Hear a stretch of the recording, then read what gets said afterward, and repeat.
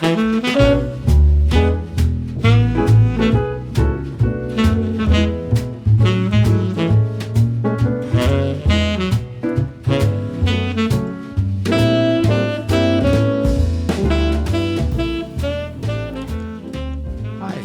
welcome to the How to Love Living podcast. This podcast, we discuss the things that might be holding you back from living your fullest life. On this week's episode, we discuss change. Change is one of those things that happens in our lives, and it's something that can be a positive, uplifting thing, or it could be something that can be tough.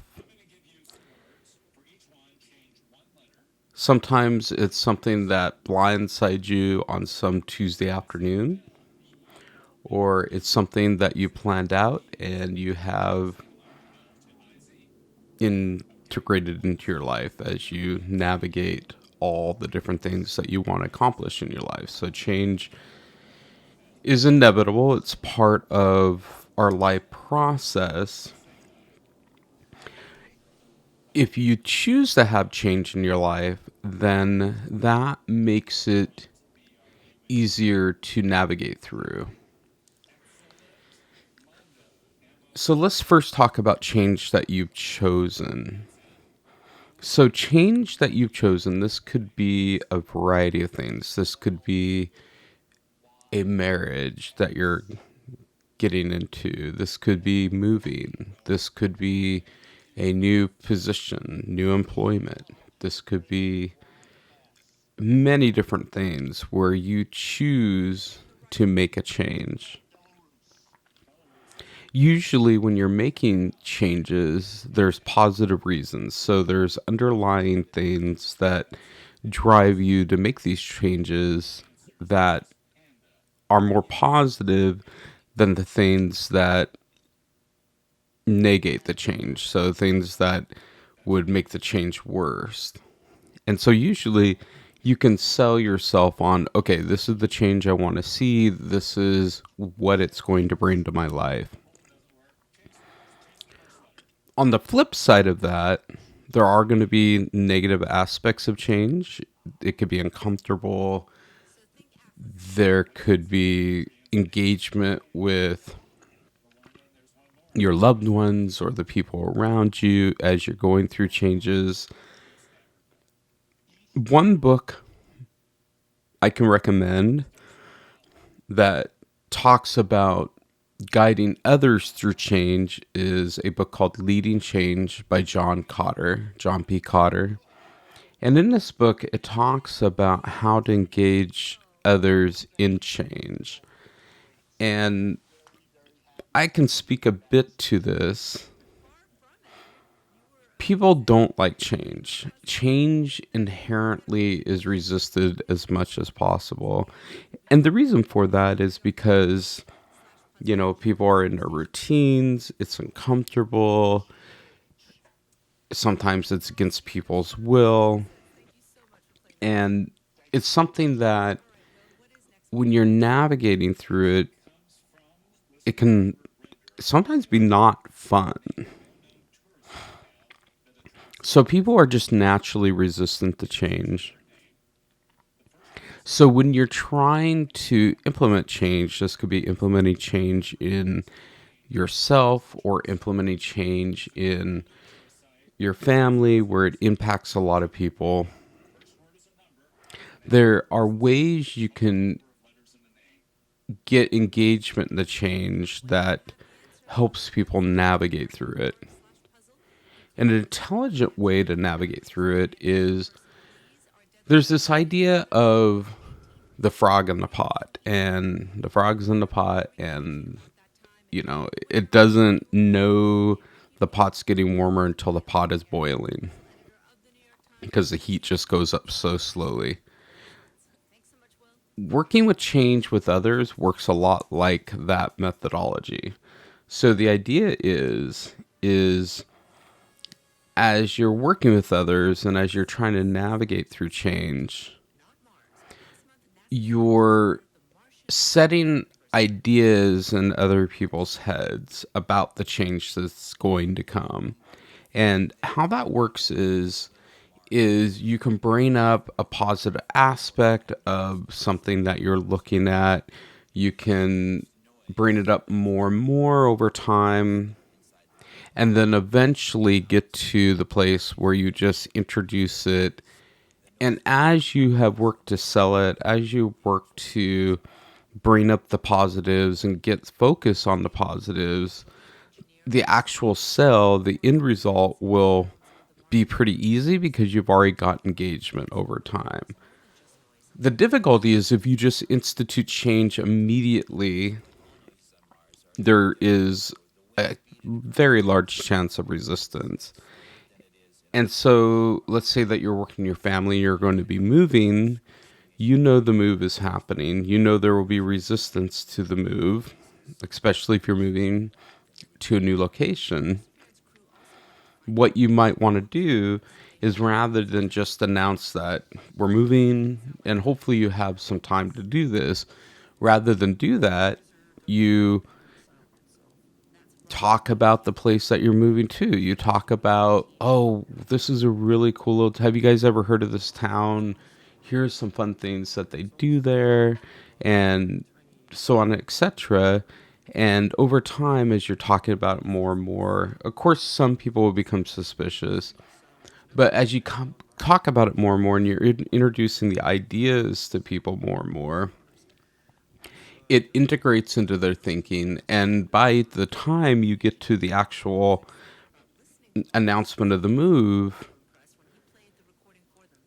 there is less resistance. Of course, there will always be resistance, but there's less resistance. And so that's good. That's good because then you got an engagement. And I think inherently we do this without a lot of forethought. So typically when we have to introduce loved ones to change, or people that were around us to a change, and it could be something minor, it could be something major, many times you'll introduce hints of the change before you actually introduce the actual change itself. So I don't think it's dissimilar, and I don't think it's manipulation to help people navigate through. I think it's just a part of a person's personality, that the resistance to change.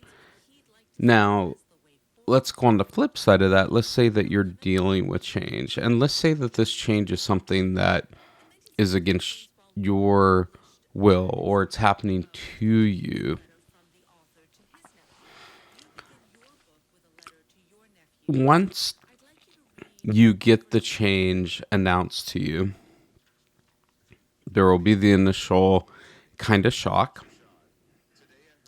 And typically what will happen is, the first thing you'll do is you'll go through and say, well, what does this mean to me? How's this going to affect me? I think that when you go through change, especially change that you weren't expecting and change that's deeply impactful, you go through the 5 stages of grief. And I think those 5 stages are pretty similar across all different people. And so I think understanding the 5 stages of grief really help when you're trying to understand your emotions, and they apply across multiple spectrums of experiences. So the 5 stages of grief are, the first one is denial.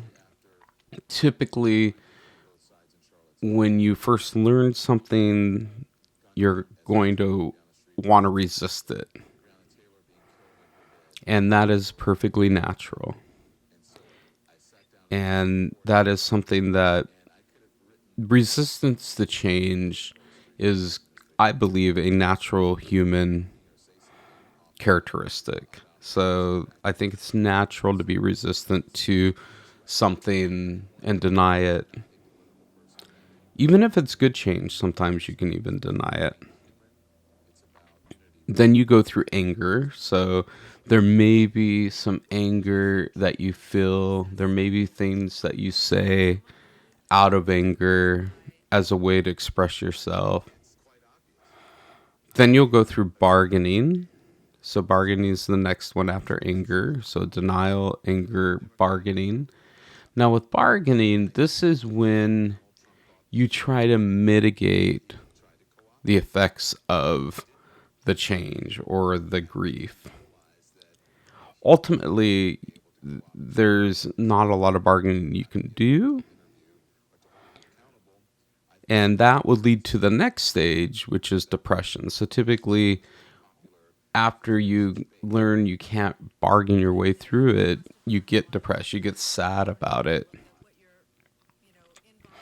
But after that, you get acceptance. And I think acceptance is the biggest piece. There's one kind of idea I've always had is if you are frustrated, when you feel frustration about something, that is the fact that you haven't accepted it. And if you can reconcile yourself and you can come to acceptance of the change, the thing that you're not accepting, it makes it so much easier, especially if you don't control it. It's kind of pointless to ruminate on it if you can't control it. You got to accept it and move on and live with the consequences and try to figure it out. It's tough. Change is very, very hard. Change is something that, especially if you aren't accepting and you're struggling with it, it can be very difficult. But what I'll say is usually with change,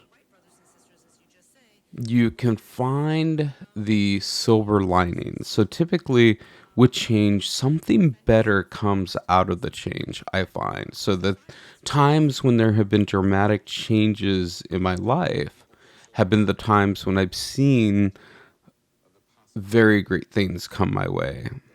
And so when you are encountering change that is dramatic, look for the silver lining. Look for the things that are good. What I'll say too is if you're struggling with it, so I know some will navigate through change pretty quickly, and I know some will struggle. If you can mitigate the struggle, it really does help your experience in life. It makes life easier. And part of that is understanding when I think it's really using your emotions. So with change, you're going to go through those 5 stages of grief: denial, anger, bargaining, depression, acceptance. It's using your emotions as a tool. So sometimes you have a job where you need a hammer, and there's times when you need a screwdriver. Hammer being maybe like anger, you need a hammer to kind of pound through it. Sometimes you need a screwdriver, which is more like curiosity. And those are emotions, those are feelings that you have. And so it wouldn't be appropriate to bring a hammer where you just need a screwdriver. And it wouldn't be appropriate to bring a screwdriver where you really need a hammer. But there are other times when things are working fine and you have all the tools. You have the screwdriver and hammer in hand. You're angry and you're trying and you're curious. But in reality, you don't need any of the tools. So when you're having feelings, look at those feelings and those thoughts as tools to navigate through life. And sometimes they are not needed. And so if you can come to that point where you can pick and choose the emotions that you're going to use to navigate things and look at your emotions as a tool, it's really awesome. And I learned all this from Eckhart Tolle. I really appreciate his work. His work really did dramatically change my life. You can read two books, The Power of Now or A New Earth, to really understand your mind and really understand the deep, silent part of you, the observer, and then understanding the thoughts, feelings, and emotions that go across your mind. There's two pieces to you. One is your thoughts, feelings, and emotions, which we experience every single day. And then there's a deeper, silent observer. Usually, meditation puts us in the place of the silent observer. So typically with meditation, the goal of it is to put you in a place where you can actually use the tools, your emotions, for the purposes they're meant for. And so with meditation, what you're trying to do is your goal is to just observe your thoughts and not try to control them, not try to stop thinking, but rather observe them and see if you can get to the point where your mind is blank. But you don't control your thoughts in meditation. Rather, you're observing them and you're letting them go. Observe and let them go. Observe and let them go. So ideally, when you get to a situation where you need to let a thought or feeling go through meditation and that practice, you do it effectively. And then you're choosing your thoughts and emotions. Sometimes I think people, although to no purpose, will be emotional. They'll be angry or they'll be frustrated, and to no end, meaning that expressing the anger and frustration doesn't have a end result. It doesn't change anything. It may make you feel better, but it doesn't change anything. And I think that if you are looking for that expression to make you feel better, what I'll say is there's healthier ways, in my belief, and this, I think everyone's entitled to their own opinions. In my belief, I think there's better ways to navigate through making yourself feel better. I think that you can focus on the things that make you happy to feel better. I think that, if you're just going to yell at someone and that makes you feel better, even though it won't accomplish anything but making you feel better, I I would put my energy into other things. I think that, you know, purposely hurting someone by yelling at them, although it makes you feel better, you're affecting them. And unless it's, your anger gets some result different from them. Like an example of that would be, you know, sometimes people will not be affected by anger. So there will be people who you can yell and yell and scream and they don't care. And, so if your anger doesn't drive a change, then you're just yelling and screaming. It makes you feel better, but it's kind of pointless. Rather, what I believe is healthier is to acknowledge that you're angry, know that your anger isn't going to get to the result that you need. And so then coming to peace and acceptance of whatever you're angry about and then moving on. Like just get that peace that, oh, this is what I'm angry about. I can't do anything about it. I'm going to move on. Certainly you can go and be angry about it and that won't do anything about it. But, I would argue that it's better to be judicious about how you use your emotions and be sensitive to others and know that the energy that we put out into the universe comes back to us, is what I believe. And so if I'm angry and I'm frustrated and I express that out and I put that energy out into the world, then I do believe that comes back to me in different forms over time. Because it kind of goes with that idea of for every action, there's an equal and opposite reaction. And so I really work to not put negative things out in the universe. So, and of course, I'm not perfect. I'm not perfect at all. But I really try to be judicious when I'm feeling frustrated or I'm feeling angry. And, especially when you're dealing with change, and especially when you're dealing with the unknown. And that's the last item I want to bring up is the unknown. So many times when you're going through change, the end result is not known. A lot of people like to have stability in their life because it's predictable and it's not known, but it's predictable.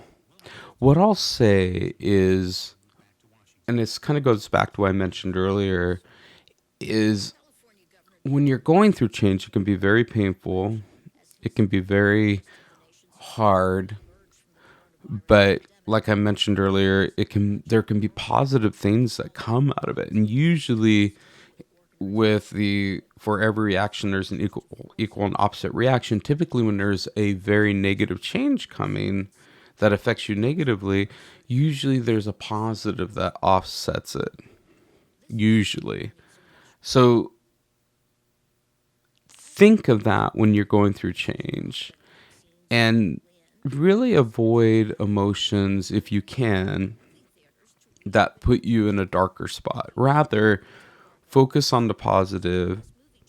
Even in the darkest moments, find those things that you can find those things that are positive in your life, where you can count your blessings, appreciate the things that are positive, appreciate the silver linings of change, and put your focus on that if you cannot control the change that's happening.